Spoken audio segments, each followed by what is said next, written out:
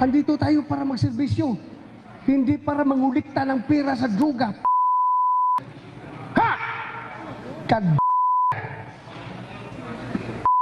Hindi nyo alam yung ng buhay ng Chief PNP. Galit na hirap ni dating PNP Chief Ronald De Rosa ang mga pulis ng pinananan ni dating Pangulong Duterte. Kahihiyan daw sa PNP at magkaroon ng tiwaling pulis sa hanay niya. Diyos ko, maawa ka Lord. Nakakaya tayo. Gusto ko nang mag-evaporate sa mundo. Gusto ko nang mamatay. Gusto ko nang matunaw. Dahil sa nangyayari sa atin, nakakaya. Ako ang Chief PNP. I am leading the Philippine National Police with people who are involved in sindikato. Diyos ko,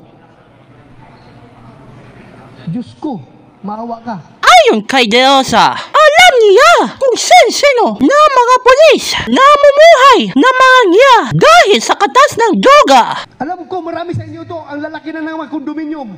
Ang daming sasakyan, ang daming pera. Alam ko. Huwag na kayong magpamagmaang, huwag na kayong magmamalinis. May pataka sa kanya ni De Rosa. Pag hindi kayo magbago, papatayin ko kayo. Gusto nyo, gira kayo kung saan tayo magira. Kahit na retired na ako, hahantingin ko kayo. Ingis siya ni De Rosa ang mga pulis. Ikaw manalo, galit ka sa akin? Ha? Mag-smile ka para makita ko na masaya ka, ha? Gumok. Galit ka sa akin? Nakita ka doon sa loob ng Bilibid, nagpicture-picture ka doon, ha? Kasama yung mga drug lord doon. Sa huli, hindi lumambot naman si De Rosa. Ako'y galit bilang ama ninyo, ha? Gayon rin kayo, galit sa inyong mga anak. Ayaw natin yung mga anak natin mapunta sa kasamaan. At meron tayong protektahan, ha? Yung PNP, ha? Pareho tayong galit sa droga.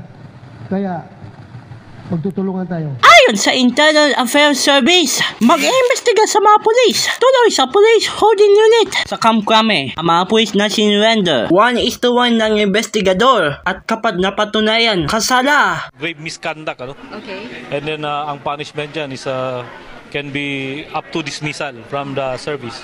Okay. Ganun. Sa criminals. Sa criminal, violation ng anti-illegal drugs law. Iniarap din ni De Rosa ay tinuturing number 2 most wanted drug lord sa Central Visayas na si Franz Sabalunes sa sumuko sa kanya. Ayon kay De Rosa, dating tauhan ng number 1 drug lord na si January Diaz, si Sabalunes na humihiwalay. Kung hindi siya magbago, mamamatay talaga ito. Mamamatay ito. Magbago talaga ito dapat, ha? Kadami mo nang sinirang buhay doon sa Central Visayas. Ikinupis ka ni Sabalunes kay De Rosa. Nag-remit sa drug baryola sa mga colonel sa Central Visayas.